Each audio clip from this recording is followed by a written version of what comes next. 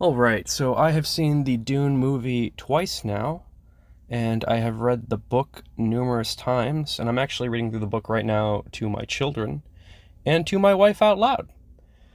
So, I consider myself not a Dune book snob, but I do know the series very, very, very well. At least the first six books. I didn't read any of the books written by the son, but I am very familiar with Dune, Dune Messiah, Children of Dune, God Emperor of Dune.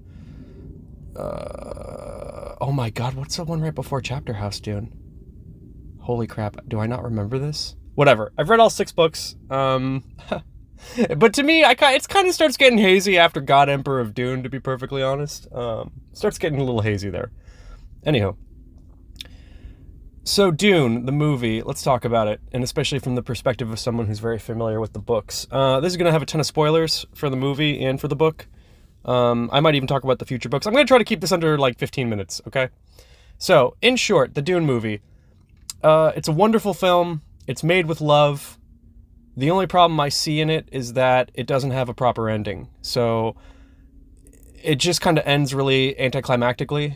And that is the only problem with the movie as far as I'm concerned. As far as a movie, it's fantastic. It just doesn't have an ending.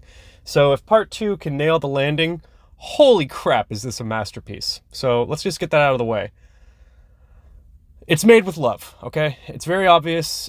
From someone who, I love the Dune book, personally. I think Dune, the first Dune book is so much easier to read than Lord of the Rings, and is so much easier to read than the first couple Game of Thrones books, in my opinion. So I think if you've ever read Lord of the Rings, or you've ever read Game of Thrones, and you liked that, I feel like you're going to love Dune, personally. I think Dune is a much stronger book than either of those two books when they start out. Personally. So I am a big fan of Dune. As far as the movie is concerned, there's a few things they changed from the book. Okay, they didn't really change anything from the book. It's more that they omitted stuff. So I'm kind of curious if there's going to be an extended cut or a director's cut like Lord of the Rings that fixes all of the problems I'm about to address, because I have a strong feeling it's going to. But as far as the theatrical cut of Dune, I mean, okay, the only problems I have with the movie as a book snob, these are the only problems I have, okay? I'm going to break them down right now.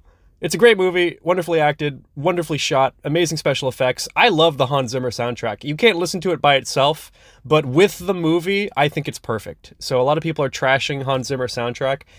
And yeah, you can't listen to it. It doesn't have melodies or music, but it's fantastic. It complements the movie so well. I really like it. I think it's one of the best soundtracks ever. As far as complementing the movie, I think what makes it a problem is that, yeah, you can't listen to it by itself at all. Okay, so now, where was I? Okay, oh yeah, Dune. So, where the movie decides to start is not where the book starts, and it's also not where I would start it. So let's break this down. The movie starts with our main character, Paul. It's his future concubine. All right, now you don't know that as the audience, but if you read the books, you know that immediately. And that's not how the book starts. All right. The movie basically starts with Paul's future concubine explaining the politics of the planet Arrakis, also known as Dune. That is how the movie starts, okay? Which I think is a bad idea, personally. Like, I think where the movie starts is a terrible idea. So, the movie starts explaining the politics of Dune and, like, the last 80 years of Dune's history. And to me, personally, as someone who knows the books really well, that is not really important information for the audience. It's really not. The thing that the movie leaves out that I am freaking shocked personally is it's referred to as the Butlerian Jihad, but really like 10,000 years before the story of Dune takes place, there was like an AI war similar to not similar to Terminator 2, but there was an AI war, okay? Like we had a Judgment Day where it was like humanity versus AI and we barely made it, okay? So 10,000 years ago in the Dune universe, they banned all AI and all thinking computers. And the movie does not explain this at all, which to me is a huge problem, because the whole reason the spice is important is because there's no computers. You need the spice to expand people's minds so that the mentats can basically voyage across the universe with no computers. So similar to the way we used to travel around the ocean with just fabric sheets, compasses, and maps, that's basically how they navigate the solar system in Dune and the universe in Dune. So the only reason, in my opinion, that the spice is important is because of the Butlerian Jihad and because AI is banned, and the movie never explains that. Okay? So to me, that is my as a book snob, that is my biggest problem with Dune, is that it doesn't explain the Butlerian Jihad and the fact that AI is banned. And I feel like, man, that would really go a long way in explaining why technology is the way it is, why it's a feudal system. I feel like it's probably one of the most important pieces of information in the Dune universe, personally, and they don't cover it in the movie, and I am blown away by that, okay? Paul is not a mentat in the movie, or at least not in the theatrical cut. Now, granted, they didn't say he wasn't, but they never really explain mentats. They show you a couple mentats, but they don't explain that, hey, these are the navigators, these are like the superhuman computers, and they don't explain that Paul's being trained as one. They explain that Paul's being trained as a Bene Gesserit, but they don't explain, they don't explain that part. Hang on, I gotta pause this for a second because I'm receiving a phone call. Okay, I'm back. Watch me get interrupted again in like a minute or two. Where was I talking about? I was talking about they didn't cover the mentat, they didn't cover the Butlerian Jihad.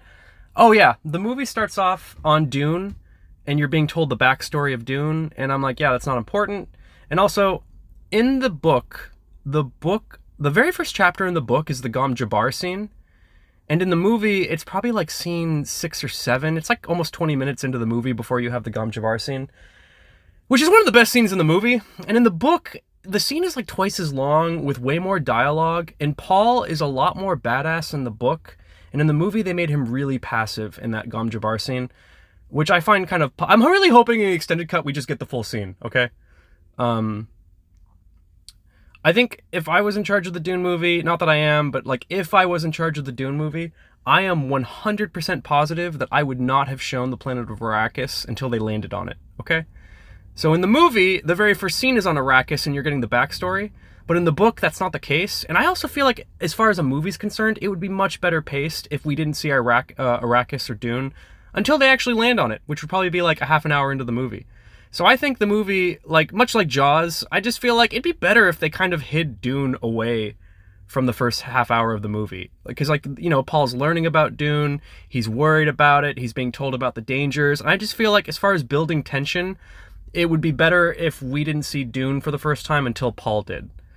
Yeah, you could argue that Paul's seeing it in his dreams, so maybe include that, but I know I wouldn't include the Zendaya monologue at the beginning of the movie explaining Dune. I just don't. I feel like the book doesn't do that. It's not the information that the audience really needs, so... And I just think that the pacing would be better if, like, because when they land on Dune in the movie, it's freaking amazing, all right? Freaking amazing, and I just feel like, man, that would hit harder if we didn't have a heads up to Dune, like, of what certain things look like, okay? But in general, the movie's a masterpiece, and there is a very good chance that my very few complaints will be resolved in an extended cut or a director's cut.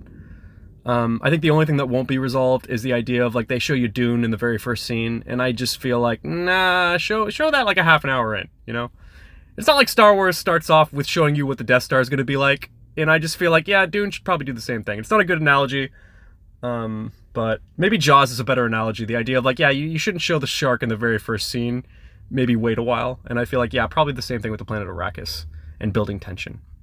But... all in all, as someone who's a snob of the books and really loves the books, I think the movie is pretty fantastic. My wife, who didn't know anything about the Dune books, watched the movie, and then she wanted to watch it again, like, a few days later. That has never happened in the 12 years that I have known her, okay? So I've known my wife for 12 years. She has never watched a movie twice in a week. She did with Dune, and she's a newbie. So, it's a good movie, okay? I'm a Dune snob. I like the movie. My wife is a Dune novice. She likes the movie. It's a good movie. And this is with it not having an ending. So, yeah. It's real good. I really hope part 2 nails the landing. Because, oh man, if it does, this is great.